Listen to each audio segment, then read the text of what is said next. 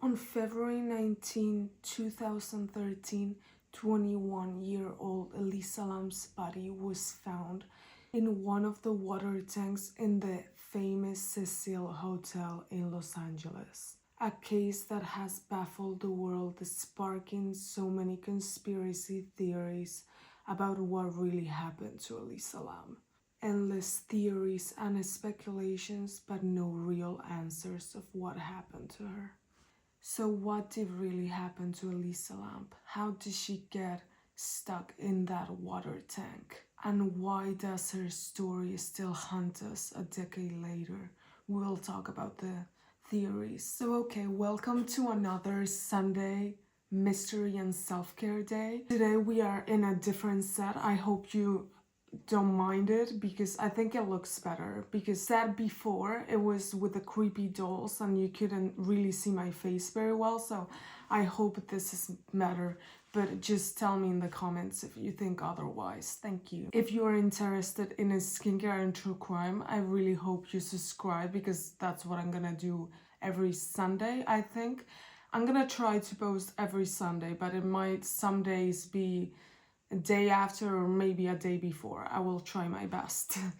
I haven't seen a lot of people doing true crime and self-care as skincare, so if I'm not right, you can just tell me. I have seen a lot of people doing true crime and makeup, but I haven't really seen anyone done skincare, so I hope there is actually people that would like to see that, because it's more of self-care while you do your skincare, so I hope you like it. Just a little disclaimer, in this story we're gonna really talk about mental issues, so if you don't like that, I recommend that you skip this one or skip through the parts that it might be difficult for you. So now let's dive into this chilling mystery while we glow for the chaos.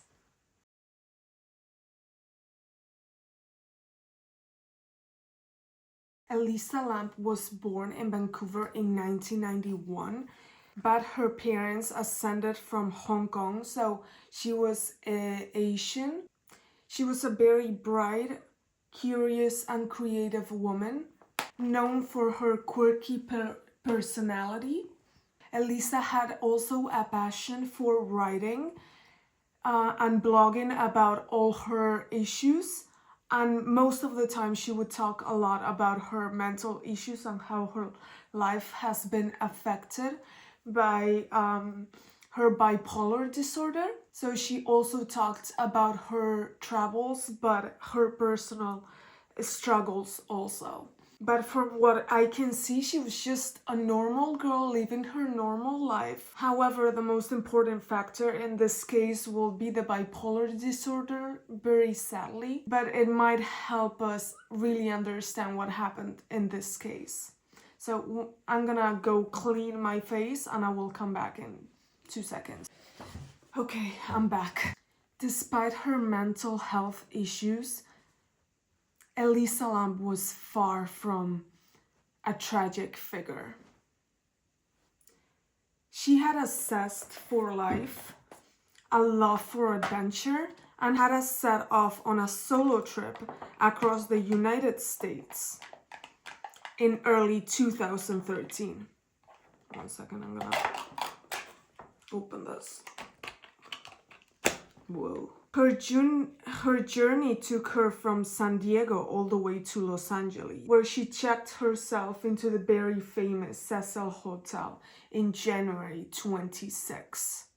I'm gonna talk a little bit about the Cecil Hotel because the hotel in itself has so many stories that I think it's a video of its own. So, the Cecil Hotel was built in 1927 and was no stranger to tragedy. Over the years, it gained a very grim reputation. At the beginning, Cecil was a hotel for the very richest people in the United States. But in 1999, with the fall of the economy in the USA, people that killed themselves because they lost everything in a few weeks, also affecting LA, which caused the Cecil Hotel to start being a very low-cost hotel. The hotel was site for multiple suicide, murders, and even serial killers that have slept there. The first suicide was in 1931 by a businessman who took poison pills. And from that on, the hotels started going very downward. Rita Ramirez also, I think we all know who this guy is. Also known as the Night Stalker. We will also try to talk about him in another video because he's also one video by itself. Allegedly stayed at the Cecil Hotel during his killing spree in 1980. And also it was linked to the tragic case of the Dark Dahlia, which is still unsolved. Also, there is some speculation that before actually creating the hotel, the land that they actually put them in, it was an Indian cemetery before the hotel was created.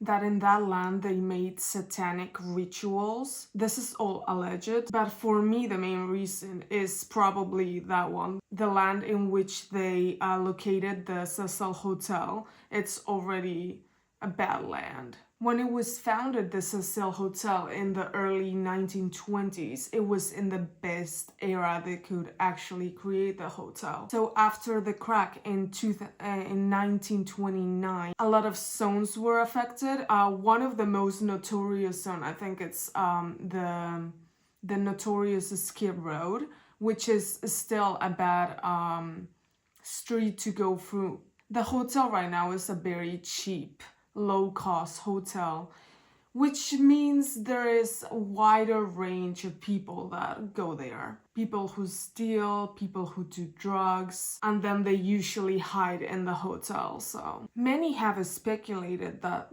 the dark energy surrounding the Cecil Hotel played a role in Elisa's disappearance, but could something as sinister as the hotel history play a part in Elisa's disappearance? Or was Elisa's death just simply a tragic accident? We will see that right now. On January 26th, Elisa has checked herself into the famous Cecil Hotel. She does not have a lot of money because she's doing her single solo girl trip, which everyone can probably relate to. We have at least done it once in our life, so she obviously gets a share room in the hotel with other two girls. The two girls instantly noticed that she was acting very weird, very odd, and they got even scared of the situation, so they went to the reception, and probably already the Cecil Hotel knows a lot about these cases, so instantly they moved Elisa to a single room. So Elisa's idea was actually to go from Los Angeles to Santa Cruz, a little town in California. So the checkout was supposed to be the 1st of February. The last time she was seen alive was by the librarian, since she was trying to get a book to read while her travels, but she realized that the book was so big that she couldn't really travel with it, so she ended up deciding not to actually bring it. But this is important because the librarian was the last person to see her, and she saw her as a very respectful, nice person. This will come important later in the story. So Elisa, since she was trying by herself, it was very important for her to be in contact with her family. So she would contact her family by email, telephone, text, anything, but every single day. That is important. But the day that she disappeared, obviously, she doesn't send any text to her family. So the family gets very scared and calls the police. The police gets there the next day with dogs to try to find her.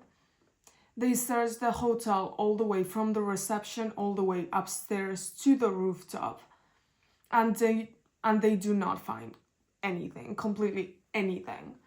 However, they cannot actually enter every single room because in Californian law, they could not enter the room if they really did not know that she was in that room. So by the Californian law, they couldn't go in each room to see if she was in one of them. So the police launched an official search, but there was no clues at all. It was as Elisa had vanished into thin air.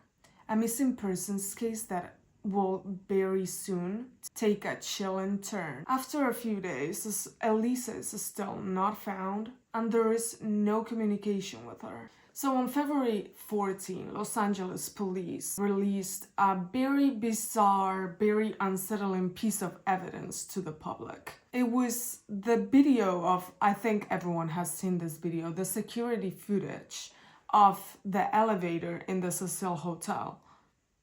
It showed Elisa acting very odd. She enters the elevator, presses multiple buttons, and then seems to hide in the corner, peeking out nervously as if there is someone there. Her actions appear very confused, very erratic, very unsettling. Some claim that Elisa was hiding from someone or something. Could this have been a manic episode brought on by her mental health issues? Or was something else happening? As the footage spread all across the internet, viewers were left with more questions than answers. Theories flooded in. Some argue that Elisa was in the grips of a psychological breakdown. Others suggested she was being chased or being hunted by something. The eerie nature of the footage gave way to wild speculations. For me, the video is very eerie, it's very creepy. She's doing very weird movements with her hands. So it's very, if you actually start thinking about supernaturals or what she's looking at, it does start being a little creepy in my case. It gives me like goosebumps when I watch it. So the hotel was still open since they did not find no trace of Elisa. So they would still act like a normal hotel. But here comes the very creepy part. A lot of customers noticed the water was very black, but it will come back to normal after a while. But at the beginning, it will come out dark. And I think you know where I'm going with this. Water appeared completely black, and after a while it would just go to normal. But the taste was very sweet, but it smelled very bad. So various customers went to the reception to complain about this. So the hotel sent someone from the maintenance to look at the water tanks and the rooftop. When maintenance workers actually opened the water tank door, they discovered Elisa's body just floating in the water. Imagine being the customer. This is my opinion. Imagine just being the customer that was staying at the hotel, which was showering, drinking, and brushing their teeth with that water. Just, I don't want to think about it, honestly. It's just creepy and it's just gross, very gross. So how did Elisa actually get into that water tank? The lid of the water tank was very heavy.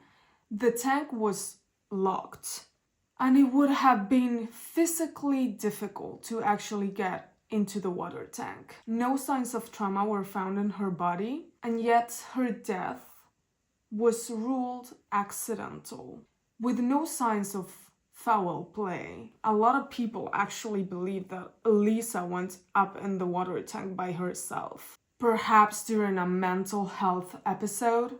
But how could she have done it without leaving any trace? And why did nobody hear her cries for help? The police arrived outside and they found her clothing floating in the water, her completely naked, a watch, and her room key. Obviously, the body was already in a state of decomposition because she has been floating in that water for, I believe, almost 2 weeks now. Most of the evidence had been already ruined. The results of the autopsy showed that there was no drugs in her system, only alcohol and ibuprofen. However, there was blood in her down area, but this could be since she was so bloated because she has been floating in the water for 2 weeks. The vesicular veins in her body might have exploded, and that would appear in blood. The official cause of death was accidental because of her mental issues. But here comes some controversies that we'll talk about now, don't you worry. Theories about Elisa Lam's death have continued to swirl, and the unanswered questions leave us with many possibilities. Was it a tragic accident? Was Elisa suffering from a mental breakdown or a psychotic break? Or was there something more sinister at play? Some believe Elisa's death was tied to the hotel's violent background and very haunted past.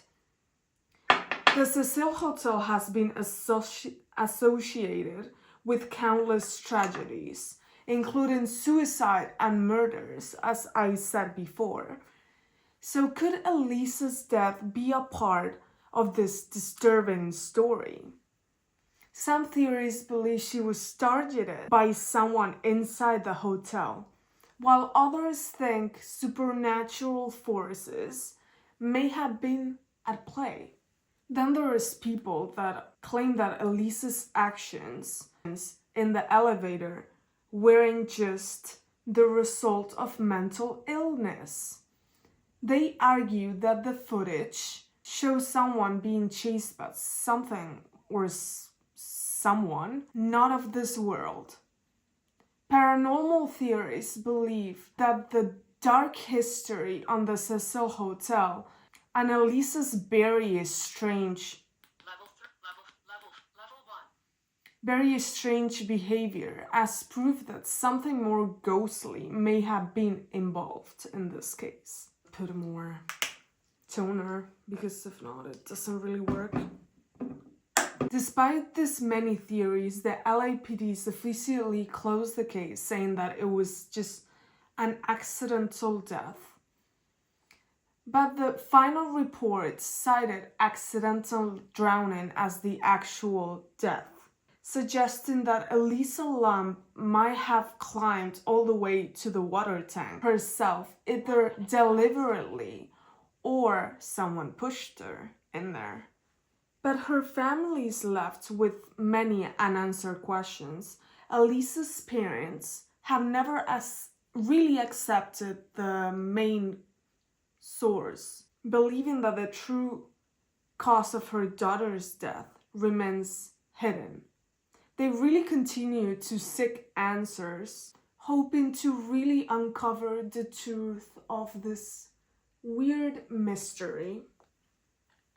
There are really a lot of questions in this case, like for example, how the frick did she get into that water tank? Some even say that the top of the water tank was closed, so the lid was closed, so how did she actually open it? And then open the lid, then decide to go inside this probably very dark hole and decide to just go for a dive. Just crazy. It doesn't make a lot of sense, does it? If that wasn't enough, how would you close the water tank from the inside and then you just drown? It is not very logical for that to happen. So that is where the theory of a murder comes in. They killed her and just threw her in there. That's allegedly the theory. Also, her phone was never found. Nowadays, who goes around without her phone? We use it for everything, and even more since she would blog about everything of her travels. She wouldn't really go anywhere without it. A fun fact that I found about the blog is that even after her death, there was publications made which some speculate that it might be the murderer who took her phone, or she might have programmed, or also the more logical part is that she programmed those posts to go beforehand. But it is very weird to have publications programmed for December, was the last one programmed for. And she died in technically January. Another interesting fact about this case is that around a couple weeks after the video of Elisa was posted and was known about her death, a YouTuber made a video in the Hotel Cecil recording the whole thing, trying to enter the water tank, showing how easy it is really to go all the way up there, even after the whole investigation, which should have been closed off, I assume, just a recommendation. So in the video, you can really see how easy it is really to jump in because the lid was open. Someone who's sane obviously would not actually jump in there, but it was really easy to just do it. So I guess the hotel was really worried of that happening again. So in my humble opinion, I believe this is what really happened. It is the most logical theory. I know we would all want it to be a murder or aliens just getting her and killing her, but I wanted to talk truthfully, and that's probably not what happened. The sad truth is that she was having a lot of mental issues, so that's what really happened. And she got very disoriented and just probably decided to jump in to hide or something like that, and she ended up drowning. Elisa Lam's tragic death remains one of the most perplexing and haunting mysteries in recent history. Her story serves as a stark reminder of the fragility of life, the importance of mental health awareness, and the dark corners of the world that we sometimes really fail to see. Though we never know the full truth, we can honor her memory by remember her as the young woman full of dreams, rather than the tragic mystery of her death. So I haven't really finished my skincare, but I have finished the story, so I will finish it and come back. So thank you for watching. If you have been captivated by Elisa Lam's story, please give this video a thumbs up and subscribe for more deep dives into these weird mysteries. Also comment the stories that you would like me to talk about or any recommendations you might have. Bye bye and see you in the next one. Thank you.